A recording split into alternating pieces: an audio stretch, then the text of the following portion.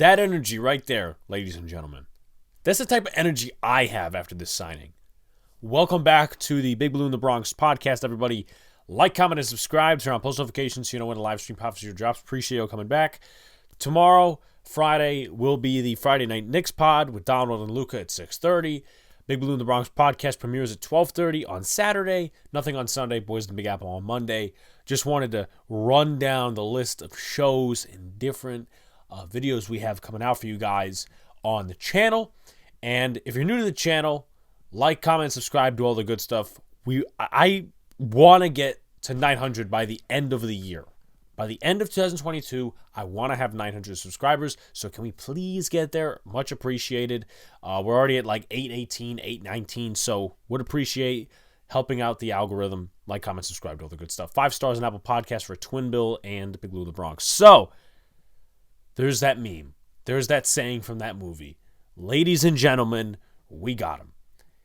If you ask somebody right now in the Yankee fan base, or maybe even a couple hours ago, hey, what do you think that Carlos Rodon would be paid in a contract for the Yankees? People would say $30, $33, $35 million. He's getting paid $27 million in this contract. You know how much of a steal that is? And you know what's the thing as well? The Yankees didn't even have to go the 7th year. So I don't know what games were being played in the negotiations, because Boris was in Boston actually when these deals were going on. He was at a press conference in Boston introducing Yoshida, and then Rodon gets done. So it's like poetic justice, coincidence in a way. I find it hilarious because Boston did want Rodon, but they probably weren't aggressively pursuing him like we were. I've been talking about Rodon since March. I'm going to keep saying that for a while now. I've been talking about Rodon since March. People were talking about, it's 1 year, right? It's one season. He really doesn't have a lot proven. He's injury prone, blah, blah, blah, blah, blah. All that sort of shit, right? This year, at the trade deadline, when we are out on Castillo goes to the Mariners, everybody is hopping on the train, or at least a lot of people were hopping on the train of Carlos Rodon instead of Frankie Montas. We get Montas, Rodon stays in San Fran. And Rodon was being paid, I think, 12, not 12, but he was getting paid chump change to compare, the amount of money he's getting paid right now in San Fran. And he had a really good year. Obviously, he didn't go to the playoffs, but, he had a really good year. Obviously, the market was very tense for him. And then third time's a charm, we get him. Let's go through the stats. We'll talk about the impact. I know I've talked about this before, so I don't want to make this too long of a video because we're kind of overstating the case, but Carlos Rodon is a Yankee, and you have to feel happy about that if you're a Yankees fan. So in 2022, 14.8, 2.88 ERA, a 2.02 batting average against, 237 strikeouts, the highest of his career, and the highest amount of innings pitched in his career with 178. He does not give up home runs, which is a key point I will assess later. And also 52 walks, which is the fourth highest, but it's not necessarily a problem. He actually pitched one complete game, so you can rely on him in terms of innings. Let's go to the analytics real quick. He's above average in the categories of expected batting average, expected slugging, barrel percentage, whiff percentage, K percentage, fastball velocity, I can't talk today, fastball spin, chase rate. He's below average in the curve spin and extension, and hard hit percentage and average exit velocity, which is, it hit or miss with some guys. And then he's about average in the walk percentage. So when you look at some of his other pitches, just overall his pitch usage, let's start with that before we move on to the next one. His pitch usage, four-seam fastball 61.2% of the time, slider 31.1%, curveball 5.7%, changeup 2%. So you look at 2022, his fastball, right? His main pitch, 135 strikeouts, 11 home runs given up, a total of 213 batting average, 27.9 whiff percentage, and a put-away percentage of 24.1. Slider, 193 batting average, 1 home run given up, 93 strikeouts, 39 whiff percentage, 24.2 put-away percentage. Curveball, 038 batting average, against, 9 strikeouts, put away percentage of 17, whiff percentage of 20.8, and changeup, 500 batting average, no strikeouts, no home runs, stuff like that, whiff percentage of 50, and a put away percentage of 0.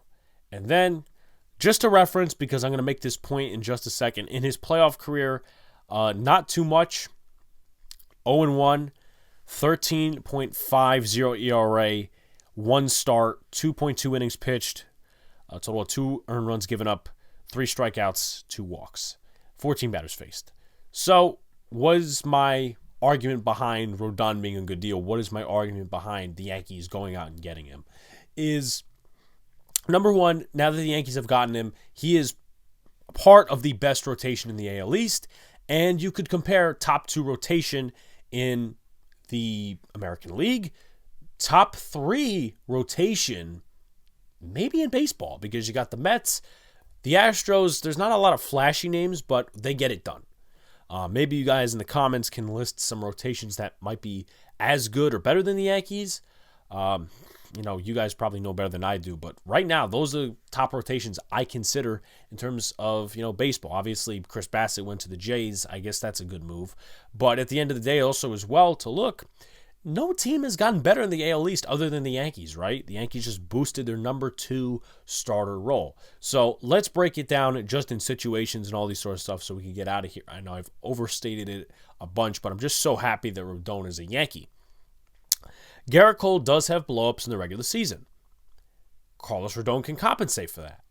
And the Yankees have the depth behind Rodon if he gets injured. He's a power lefty. He's not Nestor Cortez where he's throwing you spitballs. The Yankees haven't had a power lefty since CC Sabathia. James Paxton, I don't consider him a power lefty. I don't consider him on the level of Rodon, on the level of Sabathia. So he will compensate for the amount of blowups that Garrett Cole may or may not have. Really good regular season pitcher. Doesn't give up too many home runs. Jameson Taillon gave up a lot of home runs last year. Garrett Cole gave up a lot of home runs last year. Carlos Rodon does not do that. He has balls, right? The Yankees need some real edge, real balls in the locker room, and it's backed up with a resume as well. The last 2 years, Rodon's been on fire. ERA is below the 3 mark, which is really good. He's worth the $27 million. It's not like Donaldson where he's got an edge, he's got balls, quote unquote, and he's getting paid $25 million, but he's got no stats to show for it. So Rodon brings the balls, he brings the edge. A lot of people will say, Rodon's not good in the playoffs. It's 1 start, so I'm not going to sit here and make any narratives about it because Severino shit the bed his first start in the playoffs, and he got progressively better. I don't know what his stats overall look like, but he got progressively better where he's like an above average pitcher in the playoffs. But those are pretty much my arguments behind why this is a good contract for the Yankees. I'm just very excited. I'm just very excited that he's here. Are the Yankees done? Should they be done? No. I think they're at 293 in terms of total payroll. They can easily bounce that down by trading Hicks, by trading a guy like Josh Donaldson, by trading Gleyber Torres. So you bring that down, and you could still sign Benintendi, commit to Oswald Peraza, and I would consider that a successful offseason. So hopefully they do moves like that. I'm really excited that Rodon is a Yankee. Like, comment, and subscribe. Turn on post notifications so you know when live stream pops your drops. Appreciate y'all coming back. Peace out, guys. See you later. Stay cool.